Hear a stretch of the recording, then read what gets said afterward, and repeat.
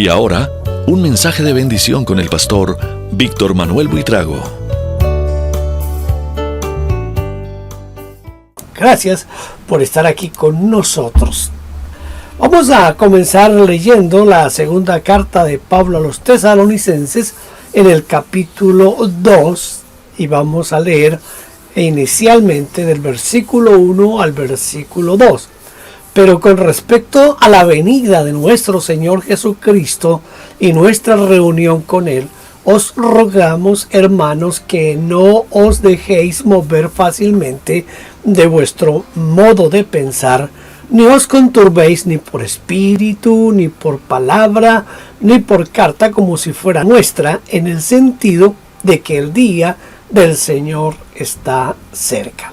Ya hemos hablado que las dos cartas a los tesalonicenses fueron motivadas especialmente por el deseo y el anhelo que tenía la iglesia en Tesalónica de ser parte del rapto de la iglesia, y todo lo que tenía que ver con la segunda venida de Cristo causó en ellos un gran impacto, y por eso andaban muy pendientes de esa parte. Entonces el apóstol Pablo tiene que escribir dándole ciertas cosas, ciertos aspectos que debían de tener en cuenta en su vida y en la vida de la iglesia antes de pensar en que Cristo ya había venido.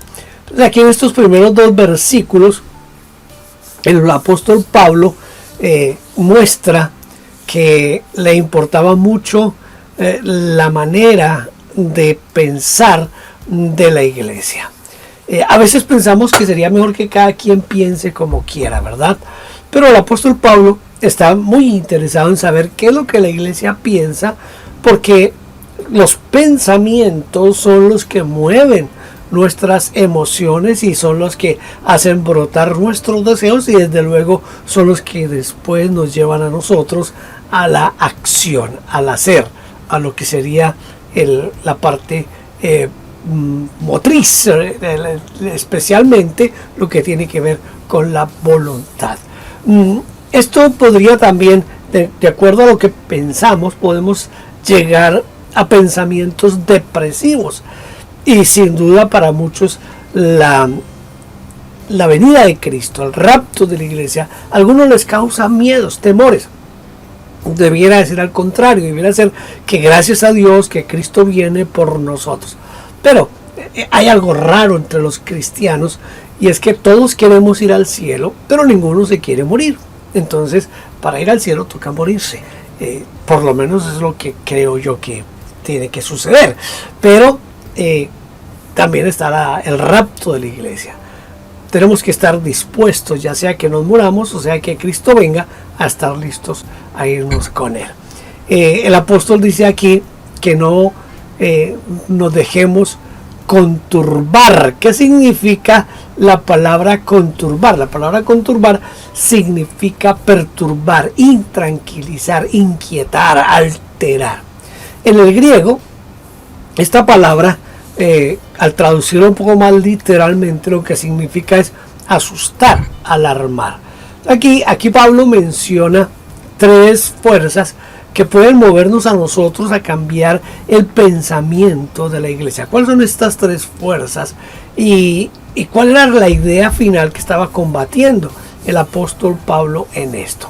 Esas tres fuerzas son, primero, las profecías, a las cuales el apóstol denomina espíritu o espíritu de profecía, sobre el cual habla bastante en la primera carta a los Corintios, en el capítulo 14, y allí nos aclara que no debemos menospreciar o rechazar las profecías, sino que tenemos que examinarlas, tenemos que observarlas con cuidado.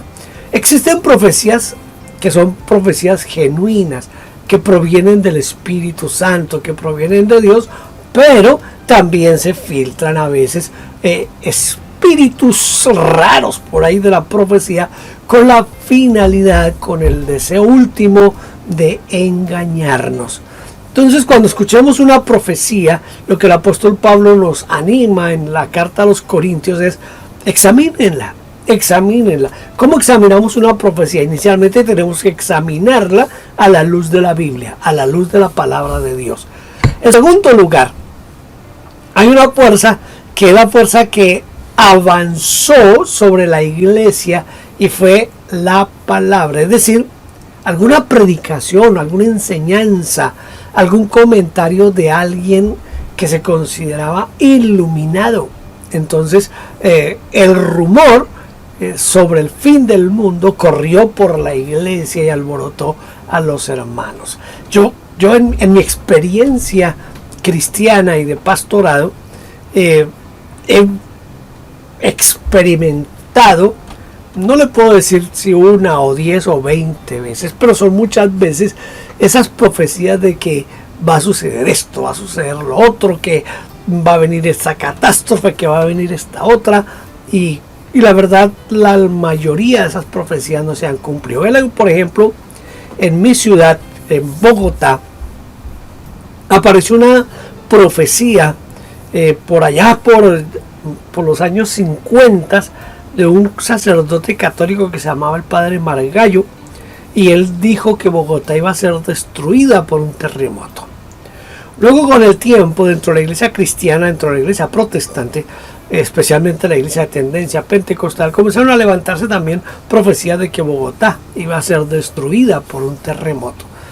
Recuerdo que una de las señales era que habría muchas golondrinas en el cielo bogotano, que será una de las señales de que Bogotá iba a ser destruida por un terremoto. Luego, en el año 1976, una evangelista muy famosa de los Estados Unidos, ella se llama, no sé si todavía viva, pero se llama Rosana Porán, y ella, en una reunión de una campaña que se hizo, ella profetizó que Bogotá iba a ser destruida por un terremoto. Eso fue más o menos por el año, yo creo que como en el 79, por ahí, algo así. Y ya han sido muchas las profecías de que Bogotá va a ser destruida por un terremoto. La verdad es que estamos en el 2021 y todavía Bogotá no ha sido destruida por un terremoto. Y ojalá que nunca sea destruida por un terremoto. Pero siempre llegan ese tipo de profecías que asustan a la gente, y en Tesalónica estaba pasando eso, que Cristo ya viene, algunos dijeron que Cristo ya había venido. Entonces eso sembró desánimo en la iglesia de Tesalónica. La tercera fuerza fue un documento. Tenemos una carta del mismo apóstol Pablo. Escuche, del mismo apóstol Pablo. Esto lo sabemos por la segunda carta a los tesalonicenses, estos versículos que acabamos de leer.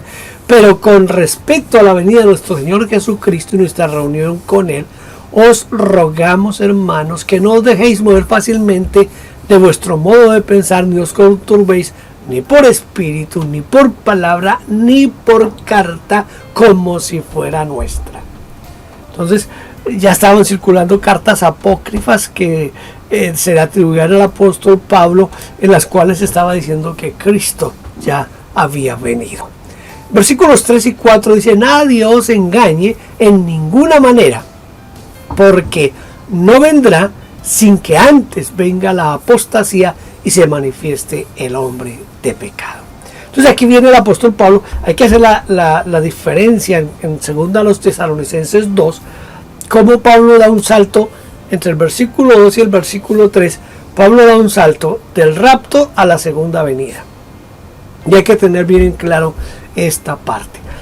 Antes de que Cristo venga, se van a cumplir señales. En estas señales, algunas son de esas señales que se llaman de doble cumplimiento.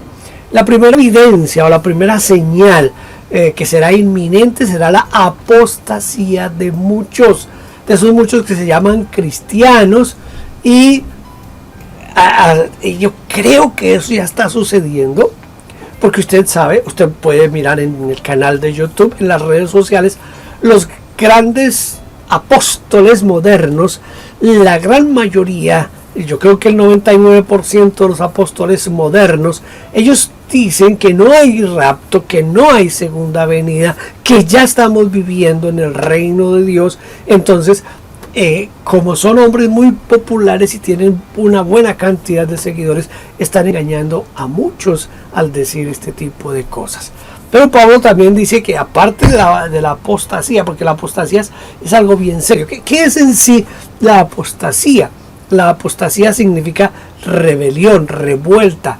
Es defección o acción de separarse con deslealtad uno o más individuos de la causa a la que pertenecían. Esto es más o menos la traducción de ese término del griego al español. Entonces existen diferentes niveles de apostasía entre la iglesia cristiana, porque no todos son iguales, los mismos niveles de apostasía. En el primer nivel están los que abandonan alguna responsabilidad en la iglesia o dejan de servir a Dios. Ahí está la palabra que se completa con rebelión, se rebelan. En otro nivel están aquellos que abandonan la iglesia, aunque siguen creyendo en Dios y se convierten en cristianos nominales, es decir, solo de nombre. Esos son otro nivel de apostasía. Y el tercer nivel, ahí se encuentran los que abiertamente o descaradamente reniegan de Dios, de la iglesia, de la fe, o siguen otras filosofías o creencias, que es lo que se está viviendo hoy. La iglesia está llena hoy de metafísica, la iglesia está llena hoy de todas las teorías budistas, de todas las teorías de lo que es la nueva era, y muchos lo siguen sin darse cuenta que están siguiendo doctrinas de demonios. Esos predicadores que dedican mucho tiempo a la superación personal, a que saca el campeón, que Dios siempre nos va a tener bien, que Dios nos va a tener en riqueza, que no nos vamos a enfermar. Todo ese tipo de predicaciones son predicaciones más del campo de la nueva era que de la Biblia. La Biblia que yo tengo, yo sé que la misma que usted tiene, dice que en el mundo tendremos aflicción, pero que tengamos confianza que Cristo venció al mundo, nosotros también vamos a vencer al mundo. El apóstol Pablo, para hablar de la segunda venida, no del rapto, sino de la segunda venida, habla de la manifestación del hombre de pecado, es decir, el hijo de perdición, y algunos, la gran mayoría, lo identifican con el anticristo o el antidios. Recuerde que el apóstol Juan dice que el espíritu del anticristo está desde el mismo tiempo en que él escribe sus epístolas. Es decir, que el pensamiento del anticristo es algo muy antiguo y está prácticamente desde el primer siglo de la iglesia. Ya estaba el espíritu del anticristo, y por eso tanto Juan como Judas nos hablan de los anticristos.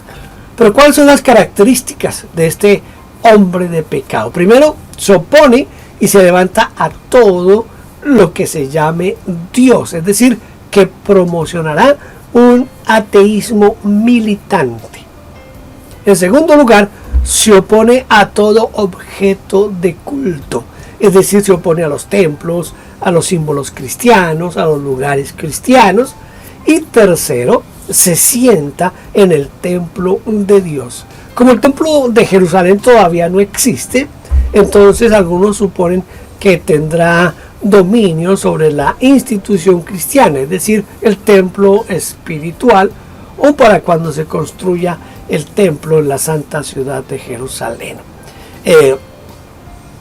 Yo creo, por eso es lo que creen algunos, pero yo creo que él va a aparecer solamente después de que la iglesia sea levantada y que los judíos hayan reconstruido el templo. En cuarto lugar, se hace pasar por Dios. ¿Sí? Se han dado muchas interpretaciones que han incluido al Papa, a Mahoma, a Stalin, a Hitler, al comunismo.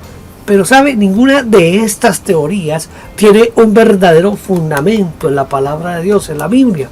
En realidad, nadie sabe de quién se trata, y aún no se ha manifestado ninguno con todas estas características. Esta es una profecía que se va a dar cuando la iglesia sea levantada. Es decir, el hombre de pecado aparecerá cuando la iglesia se haya levantado. El anticristo.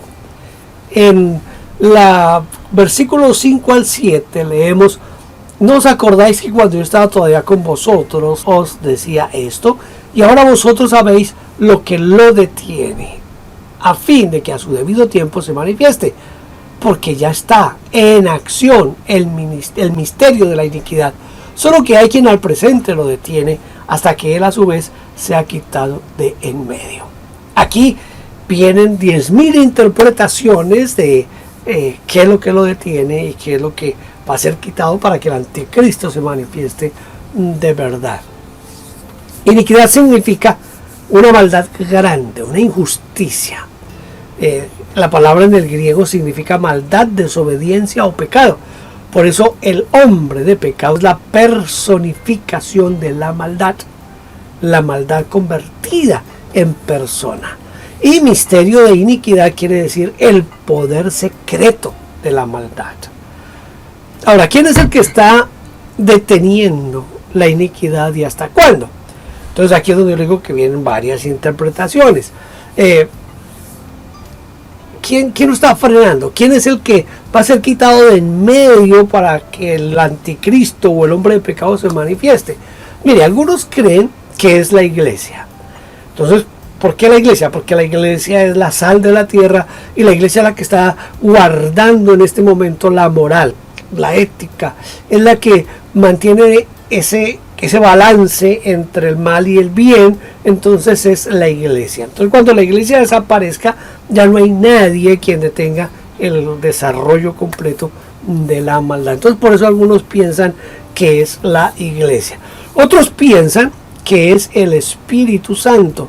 Y aquí entonces, ¿por qué el Espíritu Santo? Porque el Espíritu Santo es el que convence de pecado, justicia y juicio. Como ya no está en la tierra, no va a convencer más de pecado. Entonces el Espíritu Santo es quitado, ya no hay quien detenga a la gente a pecar. Entonces yo pienso que son en sí, en realidad, vienen a ser los dos una misma cosa. ¿Por qué razón? Mire, la iglesia, cuando nació la iglesia, vamos a dar por hecho que nació en el día de Pentecostés, se le fue dado el Espíritu Santo a la iglesia. ¿Para qué le fue dado el Espíritu Santo? Para que tuviera poder para predicar el evangelio y para que la iglesia fuera la guardadora de la moral y de los principios cristianos. Cuando la iglesia sea levantada, el Espíritu Santo que está dentro de la iglesia y es el que ayuda a la iglesia a seguir adelante, el Espíritu será levantado con la iglesia. Entonces ya no estará ni el Espíritu en la iglesia para detener al hombre de pecado. Volverá el Espíritu Santo a actuar como actuaba en el Antiguo Testamento. ¿Por qué razón? Porque cuando la iglesia sea levantada, ya Dios no va a tratar más con el pueblo gentil. Ahora Dios va a tratar solamente con el pueblo de Israel, con los judíos. Eso es lo que dice las 70 semanas de Daniel, que en la semana número 70, entonces Dios volverá al pacto con los judíos, a realizar otra vez todo su trabajo solamente con los judíos. Ya los gentiles perdieron su oportunidad. El Espíritu vendrá, pero vendrá como en el Antiguo Testamento, de vez en cuando, a ciertas personas para cumplir ciertos ministerios. Entonces, por eso yo soy de los que creo que será la iglesia con el Espíritu los que serán quitados para que se manifieste completamente el hombre de pecado, el anticristo. Dice el versículo 8 al 12, entonces se manifestará aquel inicuo, a quien el Señor matará con el espíritu de su boca y destruirá con el resplandor de su venida. Inicuo, note esto, inicuo cuyo advenimiento es por obra de Satanás, con gran poder y señales y prodigios mentirosos y con todo engaño de iniquidad para los que se pierden, por cuanto no recibieron el amor de la verdad para ser salvos. Y aquí viene porque he titulado mi predicación hoy, para que crean la mentira.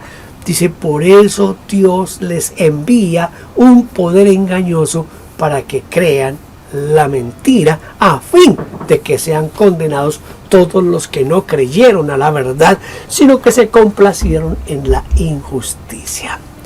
¿Qué significa inicuo? Inicuo es contrario a la equidad, es alguien malvado, injusto, es ilegal, está fuera de la ley, es un criminal, es una antiley, no respeta ni obedece a nada, ni a nadie, ninguna regla, ninguna persona. Es una persona que no tiene límites para pensar y hacer el mal a otras personas. ¿Qué obras serán las que hará este enviado de Satanás para convencer a la gente? Primero, su aparición o llegada será el resultado directo de una obra de Satanás. Así como la venida de Jesús, cuando vino al mundo por medio de la Virgen María, fue una obra de Dios, este ánimos o criminal vendrá por obra del diablo, obra de Satanás. Será una especie de encarnación del mismo demonio. Recuerde que Satanás trata de imitar todo lo que Dios hace. En segundo lugar, tendrá mucho poder. Dice que vendrá con gran poder. Todo poder, más bien, podríamos leerlo, como compitiendo con el Señor Jesús, quien dijo: todo poder me es dado en el cielo y en la tierra. Él va a mostrar todo su poder y hará milagros espectaculares. Dice que habrá señales y prodigios mentirosos. Mire, Jesús hizo señales para demostrar que decía la verdad. Los milagros y las señales de Jesús demostraron que realmente era el Hijo de Dios. En cambio, las señales y prodigios de este engendro del diablo tendrán el propósito de engañar y hacer que la gente crea a sus mentiras. Y en cuarto lugar, con todo engaño, esto lo que quiere decir es placeres engañosos. En otras palabras, ofrecerá placer, satisfacción y todo lo que busca la gente, pero solo será apariencias. Ahora, ¿cómo será su fin? El engaño y el poder del anticristo concluirá durante la segunda venida de Cristo. Dice: a quien el Señor matará con el espíritu de su boca. Recuerde que cuando Dios hizo al hombre, sopló, ¿verdad? Y le dio espíritu de vida. Ahora, el mismo Señor Jesucristo también sopló a los discípulos y les dijo: reciban el Espíritu Santo. Este mismo soplo de vida será el que matará al anticristo. Así como la luz disipa las tinieblas, el resplandor de Cristo anulará por completo el poderío del anticristo. Aquí el apóstol Pablo emplea la palabra que significa hacer ineficaz, anular, cancelar, destruir, abolir, quitar. Y eso es lo que hará Cristo con el mal en manera definitiva. Pero viene algo que es bien curioso. ¿Quiénes serán los que creerán a la mentira? Muchas personas piensan que no serán engañadas con facilidad y que hay que ser demasiado tonto para creer algunas cosas. Sin embargo, esas mismas personas serán las primeras en tragarse el anzuelo y creerán todo lo que diga el emisario de Satanás. Mire, un ejemplo. Usted escucha que algunas iglesias promocionan con estos términos: corre por tu milagro, ven por tu milagro. ¿Por qué esas iglesias hacen este tipo de invitaciones? Corre por tu milagro o ven por tu milagro. Porque la gente va siempre en pos de lo milagroso. Pero si usted lee la Biblia con detenimiento, los milagros no ayudan a fortalecer nuestra fe. Los milagros no nos ayudan a hacernos fuertes en la fe. Usted con solamente leer, por ejemplo, le voy a decir rápido el ejemplo. Usted lea rápidamente la historia del pueblo de Israel desde el momento en que vinieron las plagas y cómo ellos divagan por el desierto por 40 años y se va a dar cuenta que ellos ven milagro tras milagro, milagro tras milagro, pero nunca le creyeron a Dios. nunca le creyeron a Dios. Acaban de pasar el Mar Rojo en una forma tan milagrosa como sucedió, que se abren las aguas en dos, ellos pasan en seco. Eso es un milagrote, eso no es cualquier milagro, eso es un milagrote. Pero apenas están al otro lado, se comienzan a quejar porque no tienen que comer ni que beber. Ven salir el agua de la roca y se quejan todo el tiempo por eso. Todos los días tienen maná del cielo, pero se quejan porque no tienen carne. Dios les da carne hasta que les sale hasta por las narices. Es un milagro impresionante. Pero el pueblo nunca cambió. Milagro tras milagro y nunca cambiaron. Escuche, cuando nosotros estamos tras los milagros, somos los más propensos a ser engañados. ¿Quiénes son los que más engañan a la iglesia? Los hombres que tienen el don de las sanidades, ellos son los que más engañan a la iglesia. Desafortunadamente, no debiera ser así, pero engañan a la iglesia.